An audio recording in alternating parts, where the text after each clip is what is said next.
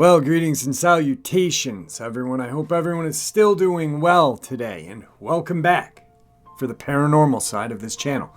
Before we get into it, a couple links I'd like to share. As you know, I rely on Patreon, PayPal, and my merch to help the channel to continue to grow and go. The links to Patreon and PayPal are in the description below, my merch displayed directly under this video. Also, Dogman, Frightening Encounters, Volume 1, 2, and 3, the audiobook versions. They were written and researched by Tom Lyons, narrated and produced by me, Jeffrey Nadolny. Those audiobooks are available on Audible, Amazon, and iTunes, the links to which are also in the description as well. Now, everyone, I have taken far too much of your time. Let's take that walk on the paranormal side. Shall we? Before we get into today's paranormal side, I just got done doing an interview with a very interesting and super nice guy. He was very apprehensive about doing the interview, Dogman related, and it will be tomorrow.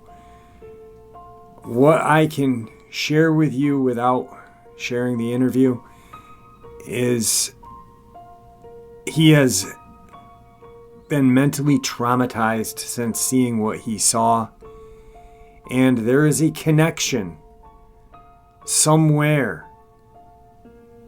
Well, not somewhere, actually. There is a connection to what I believe to be a power greater than ourselves. Something paranormal. Something dark. Just so happens to fit into the paranormal side too, doesn't it? Anyway, tomorrow that interview will be available. I hope you guys do enjoy it. Today's first experience on the paranormal side. Not all paranormal experiences have to be dark, do they? No, there can be light to them. I was about 14 years old and at church for a Christmas program. During the program, I noticed someone seated nearby that just had something unusual about them, some kind of special energy. I noticed this person watching me several times. I thought it was a little odd, but I wasn't worried about it. He had a kind face that radiated interest or concern, and was dressed in a light blue satin baseball jacket, jeans, and solid white Nike tennis shoes. After the program was over, I was in another part of the church with family and friends. While we were talking, out of the corner of my eye, I saw the man again. He was at the other end of the room, leaning against a corner that led to the hallway. He was watching me intently, simply staring without looking away at all. By this time, I was thinking he must be an angel, perhaps my own guardian angel. Whoever he was, I wanted answers. I pretended to keep talking to people and took 2 steps backward away from the group. When I was good and clear, I took off running straight toward the man as fast as I could. When he saw this, he jumped away from the corner, turned down the hallway, and ran as fast as he could. I was only a few yards behind him. The hallway was a blank wall on the left side, and on the right side 3 doors. He went into the middle one. All right, I thought to myself, door number 2 it is. I caught up within seconds and stepped into the doorway. Just as I spotted him in this room, I saw him throw what looked like a whole ream of copy paper directly at me, like a frisbee. The paper came flying right at my face, so I turned my head quickly and covered my face and arms. A second or 2 later, I realized the paper hadn't hit me. I lowered my arms to see a completely empty Sunday school room, with sheets of paper going everywhere, drifting toward the floor like giant snowflakes. The man wasn't there, he had vanished. There was only 1 door in the room, and I was standing in it. He had not pushed past me to get out. The only windows were little rectangular ones way up high that didn't open. I don't think a person could fit through them anyway. I called out to him, "That's not fair." I walked away, fairly certain my first instinct, he was an angel, was correct. I also wondered if all angels wore white Nike tennis shoes. I didn't pick up the paper. I was too stunned. Today's second experience on the paranormal side.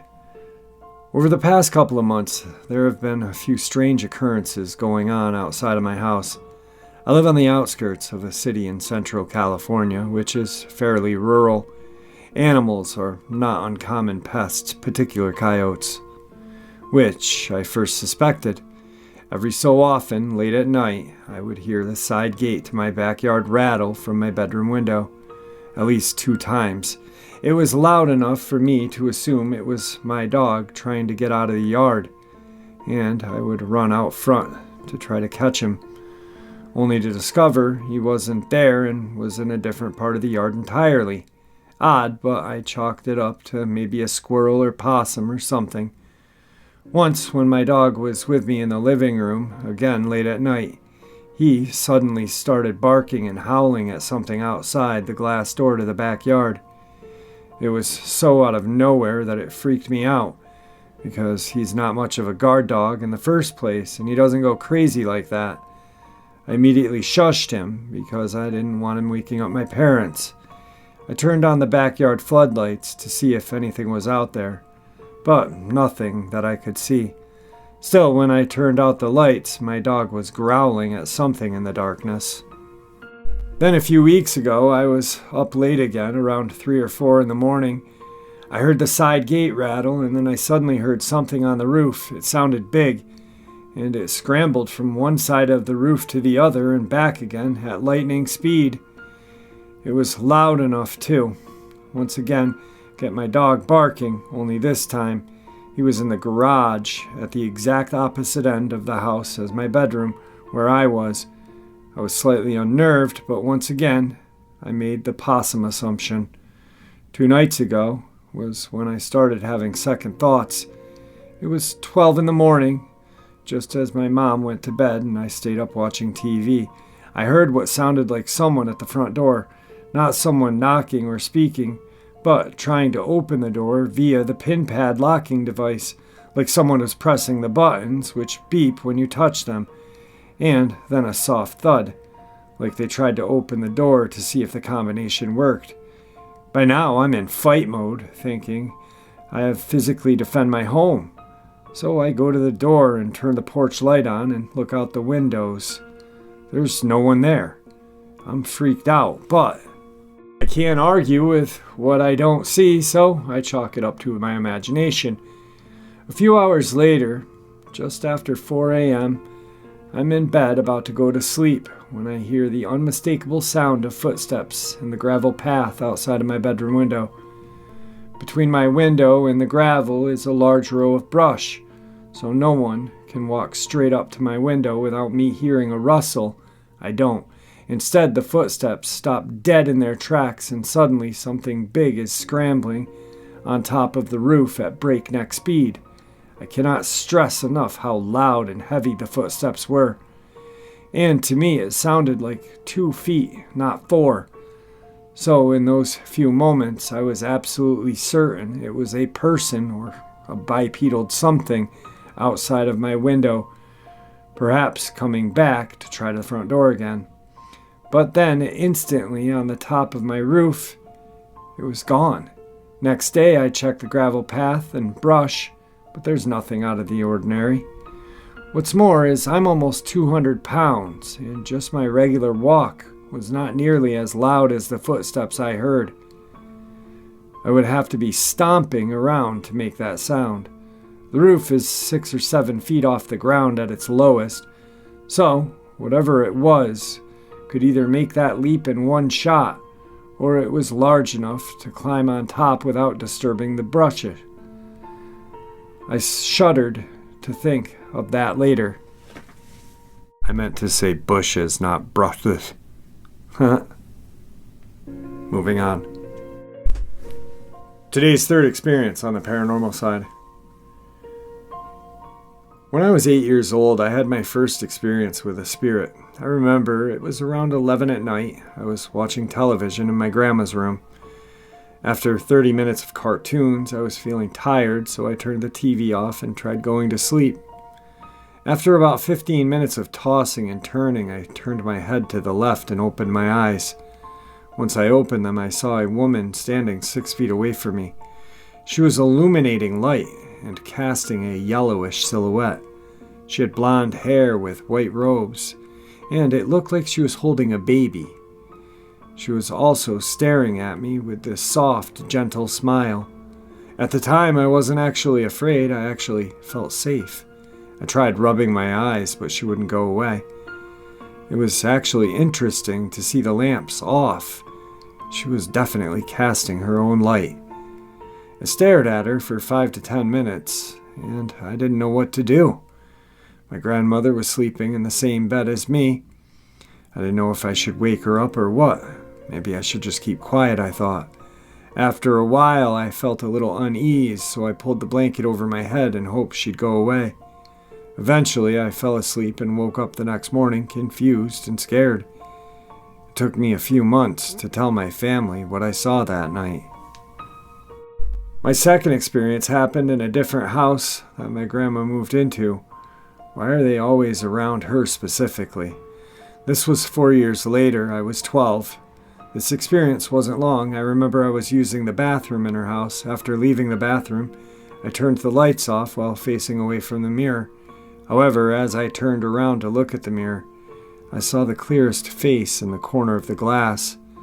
It was a woman with dark black hair. She smiled a big smile. No, this wasn't soft and gentle like the spirit before. This was sinister. I froze for a couple of seconds and slammed the bathroom door closed. It again took me months to open up about this. I asked my parents and grandparents about this, and they all said they saw things as well. They say it runs in the family. I know this may sound bizarre and unbelievable, but I know what I saw. These experiences definitely made me believe in the afterlife. Today's fourth experience on the paranormal side. Some of you that work in hospitals or have loved ones that work in hospitals or have been close to loved ones as they took their last breaths and transitioned to the great unknown may have heard of what I'm about to describe. There's a particular phenomenon that occurs in people in those last moments, and I'm talking about the appearance of kids running around their deathbed or just outside of their room. This is to be differentiated to the phenomenon of closed ones that have passed away visiting in days prior to their deaths. This is different. This occurs hours, if not minutes, before their death. I experience this with a greater frequency whenever I work in the ICU unit, where people are very sick. What most patients describe as cheerful kids running around their beds in a playful manner, snickering and just playing. Most patients usually respond by calling the nurse and asking, "Who are these kids running around and where are their parents?" and scaring the living bejesuses out of me. If they are experienced nurses, they know the time of the end is soon, and they communicate promptly to us doctors to let us know to be ready. Literature often chalks this phenomenon up to lack of oxygen in the brain or a neurochemical change in the process of death and dying, but the pattern is very recognizable and the experiences are very similar across all cultural backgrounds and ages. Almost all hospitals have stories of these kids, and if you are entering the field of medicine, nursing, or any other health-allied profession, you will certainly hear of these stories. So if you are doing your rounds in the ICU late at night and hear some snickering or tiny feet running in the hallways, prepare because the call of code green or code red is about to sound off in the PA system. Today's fifth experience on the paranormal side. So there is something that I'd like to share with everyone. I know this is going to sound fictional, made-up story, but believe me, it's not. The world is just a strange place, and my life has always been the stranger part of the normalcy spectrum. I've always been able to see shadow people. For the most part, they're there in my peripheral vision, but sometimes they're right before me, in sharp relief. I know it sounds odd, but it's true. They've never harmed me, never attempted to touch me, but they're just there. I think they're mostly benign. But there are other things not so inclined toward goodness. These are demons that sometimes follow me. Again, I don't expect you to believe me, but this is the first time I'm sharing this with anyone besides my immediate family and close friends. I've had some pretty scary experiences with the latter. The one that always jumps up to me was 8 years ago. For context, at the time, I was a radio producer in a web radio in Greece, where I live and am from. At the program was 8 to 10 p.m. every Saturday, playing rock and metal music. That night, I had finished my program as usual, was walking home. It was sometime in winter, either late December or early January, because there were Christmas decorations everywhere. The street on which I lived was parallel to the boulevard, but at that time of night, and with it being so cold outside, it was really nice and quiet for once. So there I was, enjoying the night air and the lovely stillness, when I heard steps behind me. I stopped and looked behind me, but there was no one there. I shrugged and kept walking, thinking it was probably my overactive imagination. That was until the steps started again. I resolved to just keep my same pace. Besides, I was only about 50 meters from my house. After all, it could have just been someone that got out of their house, even though I heard no door open or close. I was determined to rationalize it and stay calm. And then the sound of the steps changed. It sounded like hooves, two-legged hooves. At that, that's when I knew it was not my imagination. It was a demon. My heart rate went up. My hands started sweating. I ran the last 20 meters to the entrance of my apartment building, and only after closing the door behind me did I dare slow down and breathe normally. Nothing came by on the street. It was gone. Whatever that demon was, I'm glad I never looked back. It was there just to scare me. I knew it. That's what they like to do to me, scare me. And they play the good game of chase or hide and seek sometimes. Today's sixth experience on the paranormal side. Hey everyone, I'd like to tell you about an experience my brother and I shared 2 years ago. So we decided to go somewhere haunted during the day. There's this cemetery in Santa Cruz, so we decided to check it out. We went in and walked around and nothing out of the ordinary happened, so we decided to leave. The cemetery is on a supposed haunted road that leads up into the woods. This road is said to be haunted by a lady in white who tries to hitchhike. I had forgotten this fact until after the day. Alright, so along with this road we're driving down, it leads into the forest area.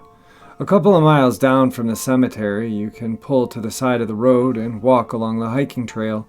So we decided to hike this trail because I completely forgot the road was also haunted. So I wasn't even looking for anything paranormal. Anyway, we start hiking this trail in the afternoon. 10 minutes into the trail, we stumble along an abandoned train track and a barely standing bridge for the train that used to run along these tracks.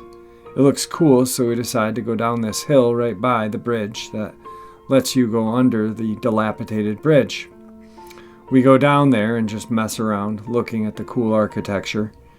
After we had our view, we started back up the little hill that leads back to the trail. When we get to the top, where we were a little exhausted because the hill's kind of steep, and you have to use trees around you to leverage your climb back up. So we're standing around back on the trail, and we both notice something out of the ordinary. We hear a voice like a grown man shouting and screaming very angrily. When I say angry, I mean he was angry. This voice sounded like it was filled with rage, hate-filled rage, murderous. I quiet down and I can tell the voice is far away. Almost sounded like it was in the mountains around us. Sounded more than 500 feet away for sure. We both looked at each other with the WTF. We stand around listening for a couple minutes. The next thing we know, the voice came down the trail from what sounded like hundreds of feet away to being right next to us. And in human speed, the voice came closer to us. I noticed the voice coming down the trail, and I'm thinking to myself, this voice sounds like it's from someone who's about to kill us. But the weird thing is, the voice is speaking, and what I can only say is gibberish. I understand not one word it's saying. I instantly get into the fight or flight feeling. My body is tensing up. The voice starts getting very loud and closer to us at inhuman speeds. I tell my brother to pick up some huge sticks with me to defend ourselves, because even though the voice came out of nowhere and moved down the trail at lightning speed, I still had the assumption that it was some kind of crazy person ready to kill someone. We pick up some sticks and run down the trail back to our car. Now, here's where the weird part starts. As we are running away from the voice that's coming down the other end of the trail, I hear the voice come up behind us in an instant. It sounded like he was no more than 10 feet behind us. I turn around even though I didn't want to, because I have to see how close this psycho is to us. As I look back and hear the voice right behind me, I see no one. I tell my brother to run faster because the voice is right behind us, yelling in absolute rage. But I don't see anyone chasing us. We started picking up speed, and the crazy thing in my life happened. The voice starts panning around us in a 360-degree audio. I hear the voice yelling in gibberish right behind me. Then it starts panning to my left through the trees off the trail. Then the voice is right in front of us, and it slides to the right side of the trail, and then behind us in a matter of 10 seconds.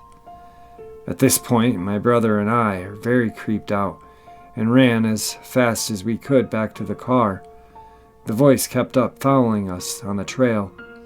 I remember after hearing the voice panning around us and hearing it reverberate through the woods, I started praying to Jesus to help me get out of here alive. After we make it around halfway down the trail to my car, the voice disappears. I remember slowing down exhausted, and we started talking about what we heard. I asked my brother if he heard it as well, and then he said, yes, I heard it slide in circles all around us. At that point, I knew I wasn't hallucinating or imagining it. I asked my brother if he heard how it sounded like gibberish, but like a man screaming at the top of his lungs in rage. He said he heard the same thing. We finally get to the car and drive off out of there. I remember the car ride was silent for like 5 minutes as we just sat thinking about what happened. That's when I remembered that the whole road was haunted and not just the cemetery. I had been down that trail alone a few months before this experience and had nothing weird happen. This was the one weirdest thing I have ever experienced in my entire life. To this day, I have never been back down that trail and never plan to either. Everything I have shared with you is absolutely true. Nothing is altered. The Santa Cruz area and mountains are known for cults and very dark magic being performed in them. Tonight's final experience on the paranormal side. A group of friends and myself rented a place on the lake for a fun-filled drunken weekend. We were all young, mid-20s. It was supposed to be a big party. For the most part, that's what it was. The Friday night and Saturday morning, we pretty much went all out, having a blast on the water and just doing fun and stupid stuff. Naturally, when Saturday afternoon rolled around, we were all so dead from going all out. We decided we'd have a night of no drinking, maybe a little weed smoking by some of us, and just kind of having a chill evening and night. That's what it was, relaxed. So 9 p.m. came rolling around, and about 8 of us were inside the house and 5 outside. The house was a 2-story with a 2nd-story deck back porch, and it was surrounded by woods, and then down through the woods you would hit the lake. I'll mention that we had already experienced some weird vibes from the locals when we first arrived in town. Mostly just backcountry old-timers that I assumed were leering and irate because we were a bunch of college kids looking to have a good time, but the town and the lake were so large, so it's not like anyone knew where we were staying. Anyway, 3 of my friends were on the upstairs porch, and my other friend and I were downstairs outside just talking on this little old table near the woods. I mean, it was otherwise just a nice night. My friend and I were just getting lost in conversation when all of a sudden there was this weird feeling that encompassed us, like an unnerving physical experience that came from the woods behind us. It was so strong we both quieted down, and then out of nowhere this loud chanting abruptly came from the woods.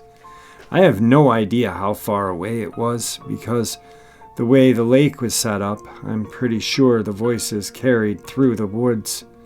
It sounded like a cult chanting away, and all of the voices were male. I mean, they were loud and perfectly in sync. I think we were frozen there for 20 seconds before I could contain myself and dart toward the house, with her following me. I don't know how to explain the feeling that came with the chanting, but it was evil, like just something so powerfully uninviting. I was shaking by the time we got to the second story. I ran out onto the balcony with the other 3. One of them's my brother. By the time we got up there, the chanting was gone, and I naturally asked, "Did you guys hear that?" in the most shaking voice I had. They all had heard it, and not seconds later the chanting began again. So the 5 of us are out there, peering into the forest, listening to this chanting that would sometimes sound far away, and then relatively close. All male voices in the weirdest language, or I don't even know what it was. It sounded like some strange extreme church. Then, following the chanting, a loud bang like someone hit a huge metal object. And then the worst part came. A man wailing, like an extreme pain wailing. All of my hair was up. It was the freakiest experience ever. My brother and I were staring at each other in a mixture of scared excitement and horror. The wailing stopped, and then it went back to the chanting, which eventually died. I was so freaked out by it, I wanted to call the cops, because whoever screamed had to be in a lot of pain.